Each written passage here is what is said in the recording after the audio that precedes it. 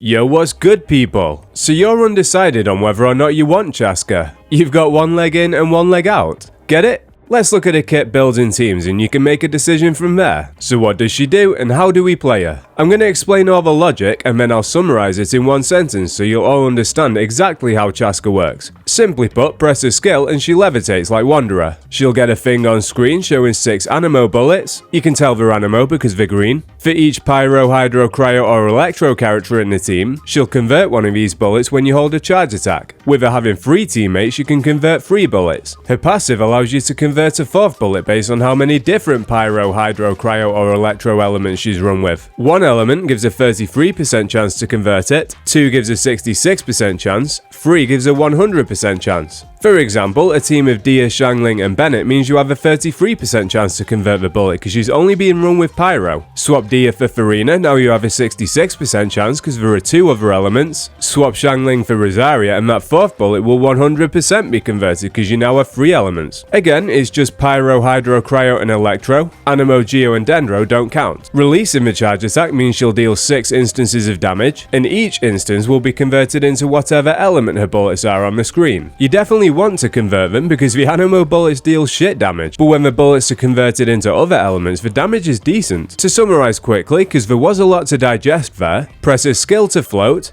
hold charge attack to change the elements of the bullets, and release the charge attack to deal damage correlating with the elements of the bullets. You'll use a charge attack 4 times and then she'll stop floating. Her passive also buffs the damage of the converted bullets. If there's one element like we talked about earlier, they get a 15% damage bonus, 2 elements gets a 35% damage bonus, 3 elements gets a 65% damage bonus. TLDR, run her with lots of different elements and she'll clap cheeks. Her burst is pretty similar. It fires off an AoE Animo attack. When it hits opponents, it splits into 6 bullets that deal damage to the opponent. For each Pyro, Hydro, Cryo or Electro character in the team, 2 bullets are converted into those elements. For pros and cons, her versatility with the elements you run her with is nice. You could run her with some of your favourite lesser played characters like Charlotte, Layla, Toma or Lisa. Off-fielders that don't get much play these days, as long as they're Pyro, Hydro, Electro or Cryo, will benefit Chasca. In a way, that makes her a strong unit for newer players too. She doesn't need C6 units like Sha wants Farazan or Ito wants Goro. Just run her with 3 of those elements and you're good to go. A massive benefit of Chasca that shouldn't be overlooked is her exploration. Simply put, she's exploration power creep. At worst, she can traverse the overworld as good as Wanderer does, who is currently the best in the game for aerial traversal. In Natlan, with us having ways to refill Phlogiston and traverse using that as well, no one comes close to her. Her biggest downside is that there's a big gap between the damage she deals with her signature weapon and the damage she deals without it. It gives crit damage, attack, charge attack damage and burst damage. It benefits her whole kit while the others don't without caveats. Another downside is that while she works with any of the 4 elements I mentioned earlier, not many have particular synergy with her outside of the same 3 or 4 we always run. Farina, Bennett, Xiangling and Fischl will inevitably get a lot of runouts, but it'd be nice to get more units that synergize with her. What could these new units do though? Buff charge attacks? Then Nouvelette gets another buff he doesn't need. Buff all damage while also being able to hold 4-piece scroll? Then you risk power creeping some of the strongest units in the game like Shalonen and Farina.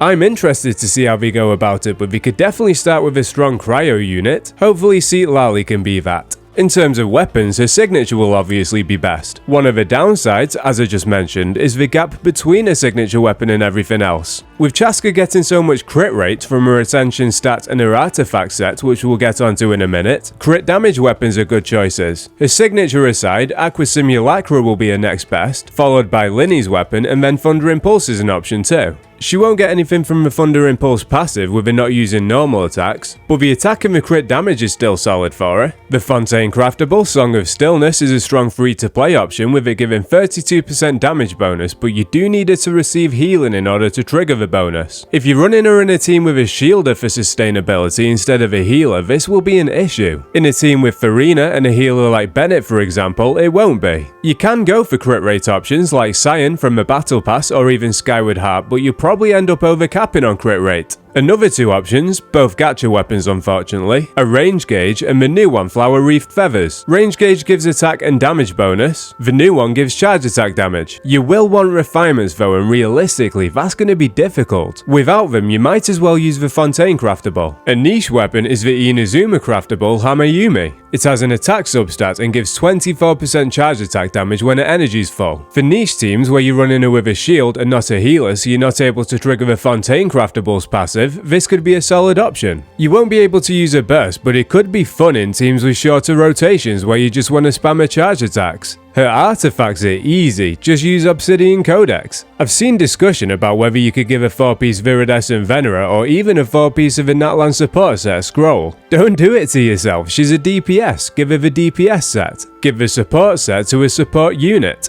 It's really not hard. She wants attack sands because her damage scales off it, attack goblet and a crit damage circlet. You're gonna see some people telling you to go with a Pyro Goblet because technically she does deal some Pyro damage when there's a Pyro teammate. I advise against it though. An attack goblet will benefit her with whatever elements you run her with. As someone who would rather shit in his hands and clap than swap goblets every time I run a character with a different element, I'm gonna give her an attack goblet. Now for my favourite part of the video, let's start cooking some delicious teams. If you take one thing from this entire video, let this be it. Do not listen to people when they say you have to run her in specific teams with specific units. Chasca's value is that she can be run with different elements and different teammates, with her converting her damage into those elements. The only thing you should bear in mind is that she does charge attacks and her normal attacks don't deal much damage, so she doesn't pair well with units that deal damage triggered by normal attacks like Xingqiu and Yelan. Naturally, that does leave a lot of the usual suspects like Farina, Xiangling, Bennett, and they'll probably be some of the strongest teammates. You don't need to always run the statistically strongest team though, especially when they're only dealing an extra,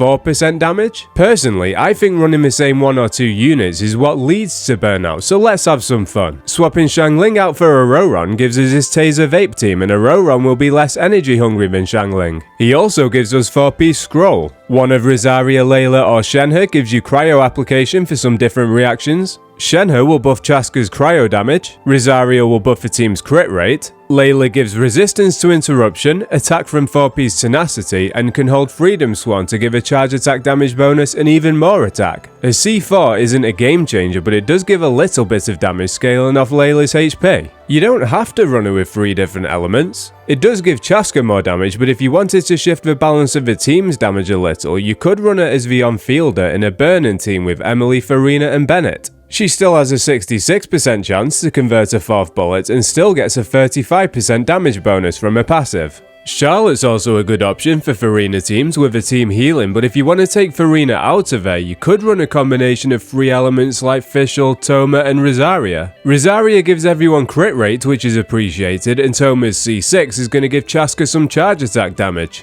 If not, you could use Bennett instead of Toma. Alternatively, you could use Sigewinne as your healer and use Yai to take advantage of his skill buff, but then you're running into the same issue we talked about earlier. If you go for Pyro as your other element, Bennett's the best choice, but he's boring at this point. Xiangling will give another source of damage, but ungodly amounts of energy recharge. Hopefully Mawika will take the Pyro slot. If you go for Cryo, your options are either Rosaria for crit rate, an unneeded second sustain unit, Shenhe to buff Chasca's Cryo hits, but if not, who else? Chongyun? Aloy? Hopefully Seatlali will take the Cryo slot. Overall, Chasca's a decent character. Flexible, but with a somewhat limited roster of units to deal off-field damage means you're likely to lean on the same units as usual. You don't need to though, and it's likely we'll get more teammates throughout Natlan. A lot of the values outside of combat too, with her offering the best aerial traversal in the game. I'm going to drop a similar video for Auroron either today or tomorrow, as well as a guide on units being buffed in 5.2. Subscribe to the channel if you're interested in them, and take it easy.